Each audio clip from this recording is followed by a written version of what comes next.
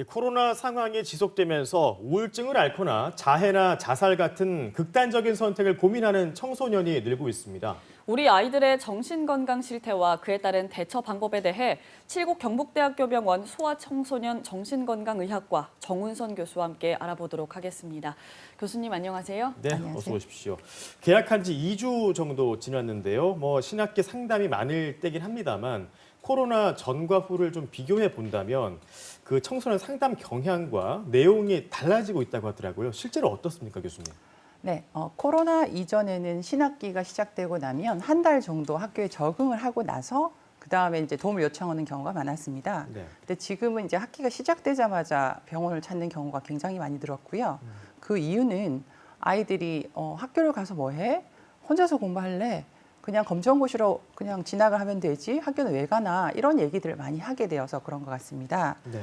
근데 아이들이 이렇게 학교를 가지 않으려고 하는 이유는 학교에 가도 친구를 만나지 못하고 그다음에 우울증 같은 것들을 많이 앓고 있어서 의욕을 잃어버리고요.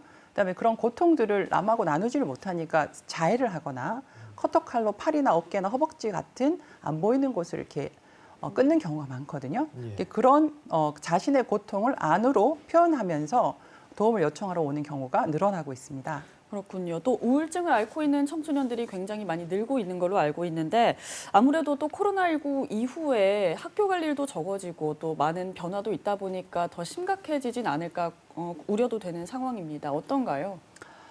우리가 우울증이라고 하는 것은 1년 내에 2주 정도 계속해서 절망적으로 느껴지고 우울감을 지속적으로 느끼는 상태를 우울증이라 합니다. 네.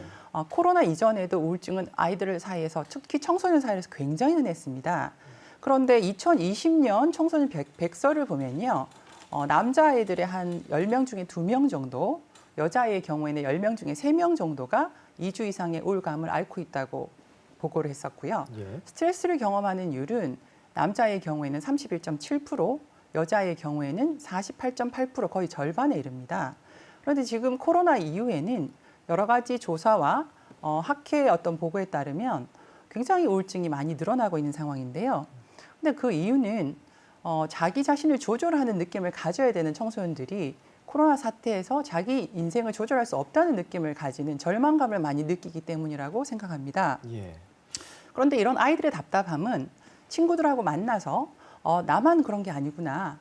다른 친구들도 이렇게 똑같이 느끼는구나 하는 것을 이제 느끼고 그걸 통해서 해소를 해야 되는데 지금은 학교 가는 것도 많이 제약이 돼 있고 학교 가서도 아이들과 서로 얘기를 나눌 수 있는 그런 환경이 조성되지 않기 때문에 이런 답답함이 더 커지고 있는 것 같습니다. 그렇군요. 근데 조금 놀라운 건 코로나로 가족들과 함께 있는 시간이 더 늘어나면서 이런 극단적인 선택을 하는 학생들이 더 늘어났다는 건데요.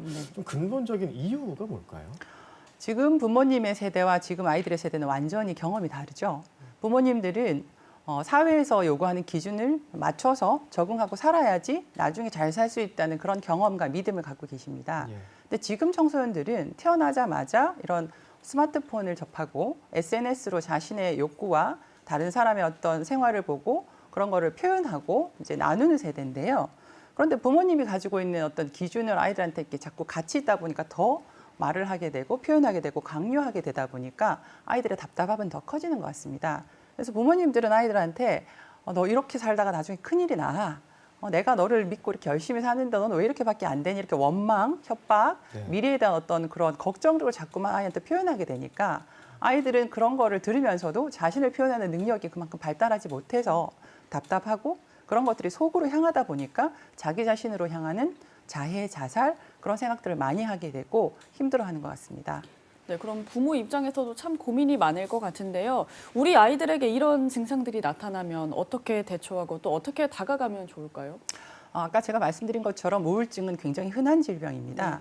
아이들이 그냥 사춘기라서 그러려니 하고 생각하지 마시고 아이의 말과 행동이 달라지고 그다음에 아이들이 이제 해야 되는 그런 공부를 하지 않으려고 하고 그다음에 성적이 떨어진다면 이거 혹시 우울증이 아닌가 하고 한 번쯤 의심해 보는 것이 필요합니다. 그리고 아이들이 스스로 해결하는 경향이 강하고 부모로부터 독립하려는 경향이 강해서 도움을 요청하지 않으려고 하거든요. 예. 그런 경우에 부모님들은 어떻게 얘기하기 쉽냐 하면 너는 뭐 원래 그랬잖아. 너는 이걸 못하잖아. 이런 식으로 그 아이를 주어로 하는 말을 하기가 쉽습니다. 그러면은 단정 짓게 되고 아이가 상처를 받게 됩니다. 그렇게 대화하시지 말고 나는을 주어로 하는 I 메시지를 쓰는 게 좋습니다. 네. 나는 너가 무슨 생각을 하고 있는지 참 궁금하다. 얘기해 줄 수 있겠니? 나는 너가 이렇게 하는 걸 보면 이런 생각이 들어. 엄마 마음을 알겠니? 이런 식으로 I 메시지를 주어로 대화를 나누시는 게 도움이 되고요. 그다음에 이제 부모님들이 가장 많이 하시는 오류가요. 미래의 행복을 위해서 지금 희생을 해야 된다는 그런 이제 생각을 많이 가지고 계시거든요. 네. 근데 아이들이 지금 행복하기 위해서 부모로서 우리 아이와 함께 뭘 할 수 있는지를 같이 고민해보는 태도를 보이시는 게 그것을 예방할 수 있는 가장 좋은 지름길이라고 할 수 있겠습니다. 예, 지금 뭐 대처 방법까지 알려주셨는데 사실 이런 문제가 발생하기 전에 예방하는 게 가장 큰 도움이 되잖아요. 어떻게 하면 될까요? 우리가 이제 부자가 다 되고 싶어 하잖아요. 영어 단어의 rich를 이제 떠올리시면 R은 respect입니다. 네. 아까 말씀드린 대로 너가 지금 굉장히 힘들겠구나. 너가 이렇게 느끼는구나 하고 존중해 주시는 게 필요하고요. 그다음에 I는 정보입니다. 부모로서 줄 수 있는 도움들을 얘기를 해서 정보를 주는 겁니다. 그리고 C는 우리가 연결돼 있다는 커넥트인데요. 너는 혼자가 아니야. 내가 옆에 있어 줄게. 우리가 같이 하면 헤쳐나갈 수 있을 거라고 연결돼 있다는 느낌을 주시고요. 마지막 H는 희망을 전달하는 겁니다. 시간이 가면 좀 더 나아져 있을 거야. 이렇게 이제 위치 접근법을 쓰시는 게 중요하고요.